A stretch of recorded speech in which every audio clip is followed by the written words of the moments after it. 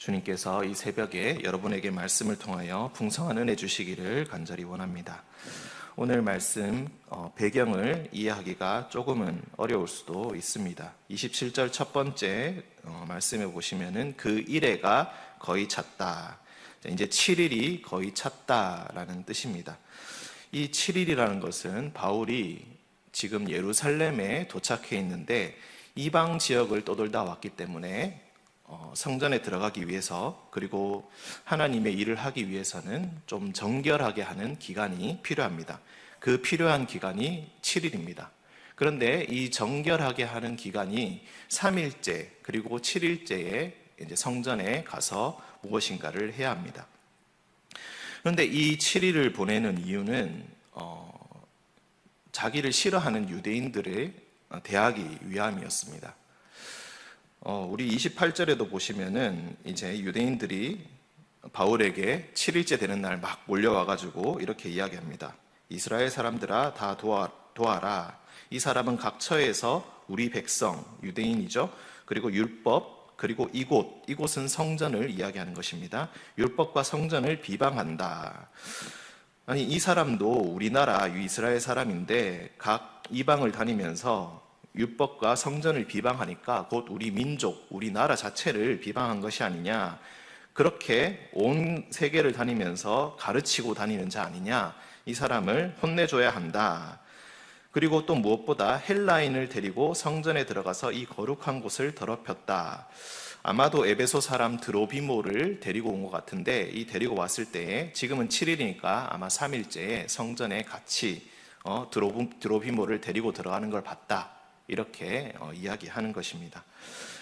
사실 유대인들이 이렇게 바울에 대한 안 좋은 소문들, 그리고 굉장한 반감을 가지고 있었기 때문에 예루살렘 교회가 수를 내었는데 야고보가 이렇게 이야기했습니다. 워낙 유대인들이 너를 싫어하니까 유대인들의 너도 율법을 잘 지키는 유대인이라는 것을 증명해야 한다. 그 증명하는 방법이 바로 지금 정결 예식을 치르고 있는 사람들을 도와줘야 한다. 앞서 보시면 24절이나 26절에 보시면 결례를 행한다, 이런 말이 있습니다. 이것은 정결 예식을 이야기하는 것이고, 민수기 6장에 나오는 나실인 서약을 이야기합니다.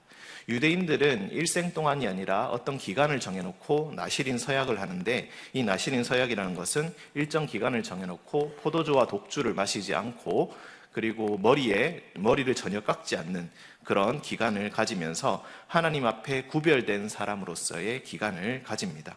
정확하게 이 사람들이 성전에 들어가서 하나님의 일을 감당했는지는 알 수는 없지만 유대인들은 항상 이 기간을 가지려고 애를 썼습니다. 문제는 이 기간이 끝나고 나면은 성전에 가서 엄청난 양의 예물을 바쳐야 했습니다. 그런데 이걸 감당하지 못하는 사람들은 그 나실인 서약을 지키기가 매우 어렵겠죠. 지금 이 가난한 사람들이, 나실인 서약을 지킨 사람들이 지금 예루살렘에 4명이 있는데, 바울이 너가 와서 이제 유대인들이 너를 워낙 싫어하니까 그 사람들이 바쳐야 할 예물들을 지금 감당하지 못하는 상태니까 그 사람들을 대신 도와줘라. 그러니까 대신 예물을 내주어라, 이렇게 제안을 한 것입니다. 그러니까 바울이 알겠다고 하고, 그 예물을 내주는 의식을 같이 하기 위해서는 7일 동안 정결해지는 기간을 가져야 했던 것입니다. 이렇게 오해를 풀기 위해서 7일 동안 인내하고 기다리면서 예식을 다 치러서 이제 7일째가 되어서 이제 드디어 이제 오해를 풀 시간이 왔는데, 오해를 풀기도 전에 아마도 에베소에 있던 사람들, 아시아라고 하면 아시아의 대표적인 도시 에베소가 생각이 납니다. 에베소 사람 드로비모를 알아봤다고 하니 아마도 그 사람들은 에베소 사람들이었을 것이다, 이렇게 추측을 합니다. 네가 감히 헬라인을 데리고 성전에 들어갔느냐? 그 당시의 성전은 사실 누구나 들어갈 수 있었는데 이방인들이 들어갈 수 있는 구역은 제한되어 있었습니다. 이방인의 뜰이라고 부르는 그 지역까지만 들어갈 수 있고, 그보다 더 깊숙이 들어가기 위해서는 유대인들만 들어갈 수 있었다고 합니다. 그런데 이 사람들이 그냥 드로비모가 바울과 함께 시내에 있음을 보았다. 그냥 같이 있는 것만 보고 성전 안에 있었던 것도 아닌데, 둘이 같이 있는 걸 보니까 분명히 데리고 들어갔을 거야 라고 하면서 지금 사람들을 선동하여서 바울을 치려고 그렇게 하고 있는 것입니다. 그래서 그 소리를 듣고 사람들이 전부 다 바울에 대한 안 좋은 소식을 이미 듣고 있었던, 부정적인 이미지를 갖고 있었던 유대인들이 다 달려와서 바울을 잡아서 이제 7일째 마지막 그 정결 예식을 치르는 그 마지막 시간에 다 끌고 나가서, 바울을 잡아 끌고 나가서 문을 닫아버렸다. 그리고 그를 죽이려고 하여서 아마도 때리기도 하고 돌로 치려고 아마 했을 것입니다. 그런데 이 요란한 소문을 듣고 로마 군대의 천부장이 달려옵니다. 달려와서 군인들과 백부장들을 거느리고 달려가서 바울 치기를 그치게 합니다. 그리고 바울을 쇠사슬로 결박하여서 너가 누구냐? 왜 이런 일을 당하고 있느냐라고 물으니까 유대인들이 막 이런 말 저런 말을 하는데 하나도 맞는 말이 없습니다. 앞뒤가 맞는 말이 없고 공통된 말이 없습니다. 다만 분명한 것은 바울을 굉장히 미워하고 싫어한다는 그 사실입니다. 그래서 천부장은 이 사람이 무엇인가 오해를 받고 있을 수도 있겠다라는 생각이 들어서 그를 군사들을 시켜 그를 머리 위로 들고 가게 합니다. 그러니까 한 사람을 이렇게 머리 위로 쥐고 쭉 지나가는 것입니다. 워낙 사람들이 많이 붐벼서 그렇다는 것을 우리가 이해할 수 있겠습니다. 그런 상태에서도 사람들이 그를 치려고 하고 돌을 던지려고 하고 어떻게든 바울에게 위해를 가하려는 그런 모습을 볼 수 있습니다. 아마 바울은 수많은 사람들이 몰린 가운데서 한 대도 안 맞지는 않았을 것입니다. 분명히 해를 당하였을 것이고 상처도 입었을 것입니다.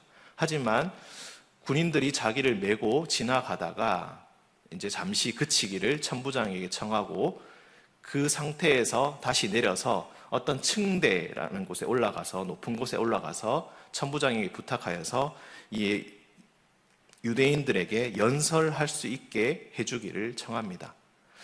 바울이 천부장에게 헬라어로 말을 거니까 이 천부장이 깜짝 놀랍니다. 너가 헬라 말을 할 줄 아느냐?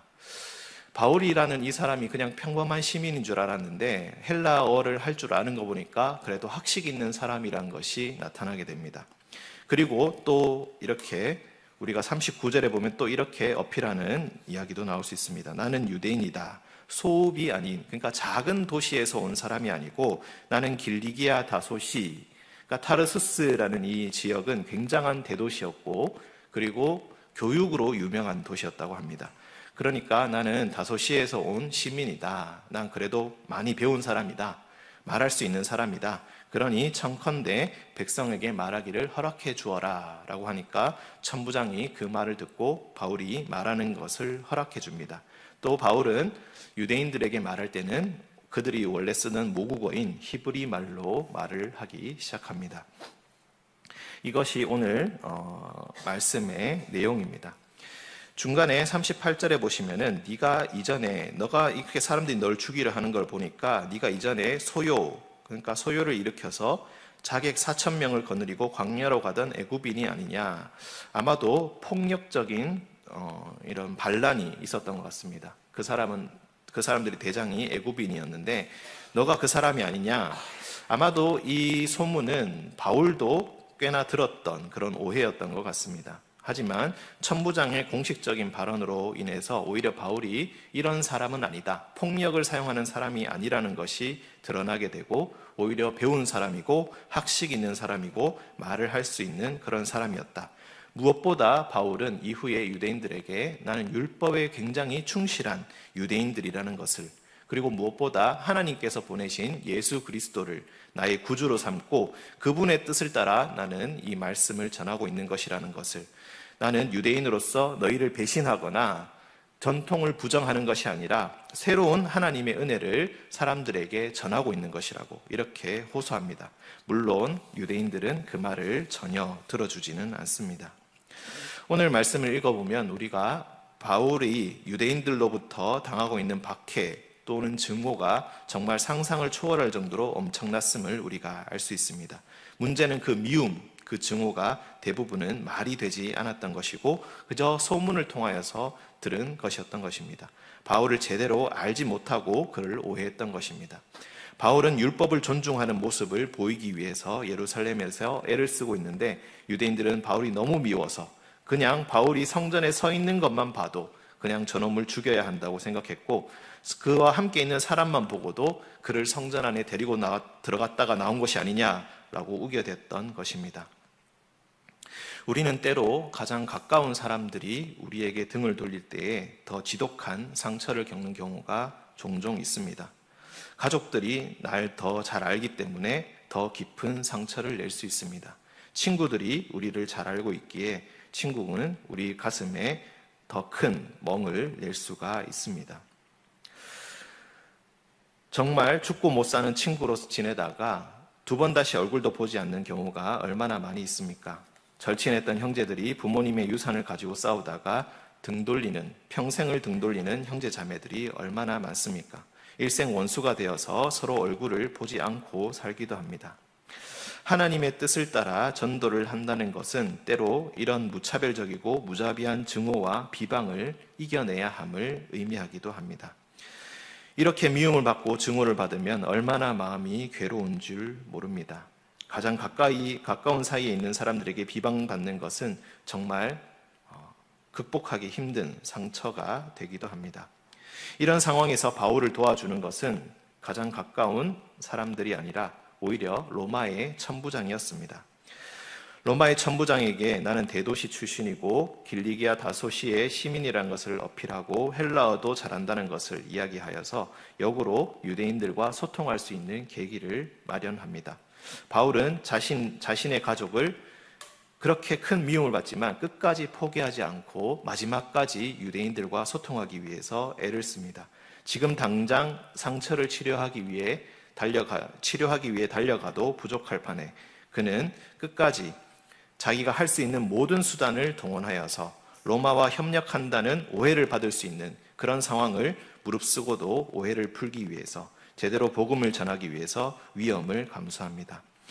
성도 여러분, 여러분의 신앙생활에서 어떤 것이 가장 힘이 드십니까? 어떤 말을 들었을 때, 어떤 일을 당했을 때, 어떤 감정을 만날 때 가장 힘이 드십니까? 바울은 이럴 때 자신이 활용할 수 있는 모든 것을 활용하여 연설할 기회를 얻어서 자신에 대한 오해를 풀고자 했습니다. 여러분도 때로는 바울과 같이 마뜩지 않다 하더라도 상황에 따라 얻는 모든 기회들을 잘 활용하셨으면 좋겠습니다. 그저 앉아서 아무 말도 하지 않고 언젠가 알아주겠지 하는 것도 저는 좋은 전략이라고 생각합니다만은 때론 무조건 기다리는 것만은 능사는 아닐 것입니다. 오늘 기도하는 중에 혹시 주님께서 말씀을 통하여서 여러분에게 명령하신다면 그 말씀에 순종하는 하루 되시기를 간절히 기원합니다. 함께 기도하겠습니다. 은혜의 주님, 누구보다 열렬히 예수를 믿고 이방인들에게 복음을 전하는 것이 그때 당시에 자기 민족의 종교와 전통을 무시한다는 오해를 받을 수 있음을 말씀을 통해 보았습니다. 뜻과 의도는 선하며 우리 주님도 선하시오나 지독한 오해가 경솔한 행동을 낳고 더 이상 회복할 수 없는 사이가 될 수도 있음을 보게 됩니다. 하지만 주님, 바울은 맞아서 실려나가면서도 천부장에게 자신의 출신과 능력을 어필하여 인정받고 자신을 때린 이들에게 다시 대면하여 연설하는 모습을 보았습니다. 은혜의 주님, 우리에게도 이러한 순발력과 용기를 그리고 지혜를 더해 주셔서 함께 모여 계획한 일들이 잘 풀리지 않을 때에도 끝까지 주님께 집중하며 그 안에서 문제를 해결할 수 있도록 주여 도와주시옵소서. 주님, 오늘도 몸이 아픈 자들을 위해서 기도합니다. 오이나 집사님, 박지연 집사님, 주여 치료 과정 가운데 도와주시고 그 가정을 주님의 영원하신 팔로 굳건히 붙들어 주시옵소서. 고통스러워 신음할 때에 주님께서 위로하여 주시고 다 이겨내고 감사의 찬송을 이곳에서 가족들이 함께 모여 힘차게 부를 그날을 꿈꾸게 하여 주시옵소서. 주님, 두 집사님 가정뿐만 아니라 각종 수술과 검사를 앞둔 이들도 주여 기억하여 주시옵소서. 마음속에 두려움이 있으되 그 두려움이 마음을 가득 채우지 못하게 하시고 말씀의 빛으로 두려움을 모두 쫓아내고 담대함으로 감사 찬송 부르게 하여 주시옵소서.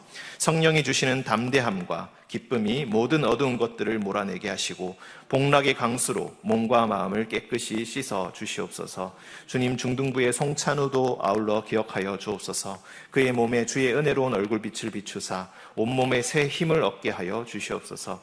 주님께서 주신 지혜와 축복이 탁월하오니 찬우의 손을 붙잡아 일으켜 주시고 주님을 위해 일하는 큰 일꾼 삼아 주시옵소서. 주님의 뜻이 반드시 그에게 있는 줄 믿사오니 주님 역사하여 주시옵소서. 주님, 이 시간 각 목장의 목장을 섬기는 목자들을 위해 기도합니다. 때로는 삶이 분주하여 내 몸 하나 감당하는 것도 쉽지 않건만 주님께서 맡겨주셨기에 잠을 줄여가며 목원들을 위해 기도하고 전화로 안부를 묻고 사랑으로 섬기는 15명의 목자들 주여 기억하여 주시옵소서. 그 헌신을 모두 아시고 계시오니 주님, 그들은 결코 대가를 바라고 한 것이 아니지만 은혜에 감사하여 그저 감당하고 있사오니 주여 주님께서 모두 아시고 축복하여 주시기를 감히 바랍니다. 건강을 지켜주시고 생업을 더 번창하게 하시며 섬김을 통해 더 많은 이들의 사랑을 받는 축복받는 자로 세워주시옵소서. 피택된 15명의 집사님들과 권사님들을 주여 기억하여 주옵소서. 훈련받는 기간 동안 신앙과 지식과 섬김이 더욱 자라나게 하시고 그 가운데 주님 주시는 성숙의 열매를 경험하게 하여 주시옵소서. 그 열매를 맛본 후에 더 좋은 열매로 주님께 기쁨으로 드리기 위해 애쓰게 하시고 그 과정에서 진정 주님 주시는 평안과 행복을 얻게 하여 주시옵소서. 진정한 삶의 보람을, 은혜의 체험을 하게 하여 주시옵소서. 주님, 장석규 집사님 코로나 확진 받았습니다. 큰 고통 없이 이 병을 잘 이겨낼 수 있도록 주님께서 도와주시고 회복된 후에 더 강건해진 몸과 마음으로 주님을 섬기게 하여 주시옵소서. 주님, 청년부를 위해 기도합니다. 한 명씩 서로를 알아가고 소통하게 하여 주시고 교회에서 건전하게 교제하며 하나씩 교회의 일들을 봉사해 나갈 때에 주를 향한 사랑과 맑은 신앙이 그 영혼 속에 스며들게 하여 주시옵소서. 불같이 사람이 뒤집어지는 역사가 없다 하더라도 길고 긴 주님의 인내로 한 영혼을 천천히 돌이키실 때에 간절히 기도하며 기다렸다가 그들의 손을 붙잡아 줄 수 있는 교회가 바로 이 하람교회가 되게 하여 주시옵소서. 주님 말씀의 단맛을 알게 하시고 그 유용함과 즐거움도 알게 하시고 나중엔 그 말씀이 우리 생명과 영혼의 정수에 녹아들어 주로 인해 살고 주로 인해 죽는 거룩한 주의 종들 되게 하여 주시옵소서. 주님, 큰 시험을 앞두고 있는 노주빈 체력을 다하여 주시옵고 원하는 목표를 이룰 수 있도록 주여 도와주시옵소서. 주님, 큰 취업을 준비하는 이하민 형제, 주여 가장 좋은 길을 예비하고 계실 줄 믿습니다. 지치고 실망한 마음들 모두 성장을 위한 자양분이 되어서 능력과 영성이 충만한 사람으로 더욱 성장하게 하여 주옵소서. 일터에서 일하는 손희수 자매, 이소연 자매를 주여 기억하여 주시고 앞으로의 진로를 주님께서 인도하시며 만남의 축복을 허락하사 주님 보시기에 더욱 아름다운 삶, 아름다운 가정을 주여 허락하여 주시옵소서. 주님, 어디든지 예수 나를 이끌면 어디든지 예수와 함께 가길 원합니다. 삶의 조건이 아니라 주님과 함께 있을 수 있는 곳으로 가게 하시옵고 때론 척박하고 어려운 환경 속에 놓인다 할지라도 주님 약속 의지하여 결코 겁내지 않고 예수와 함께 가게 하여 주시옵소서. 나의 길을 말씀의 빛으로 비추시는 주님, 그 길이 때로는 태산으로 때로는 험곡으로 또는 캄캄한 어둠 속으로 나 있다 할지라도 주님께서 인도하시면 천국이 그 끝에 있는 줄 믿고 오늘도 찬양하며 걸어가게 하여 주시옵소서. 우리에게 하늘의 영광 아낌없이 비춰주시는 거룩하신 예수 그리스도의 이름으로 기도합니다. 아멘.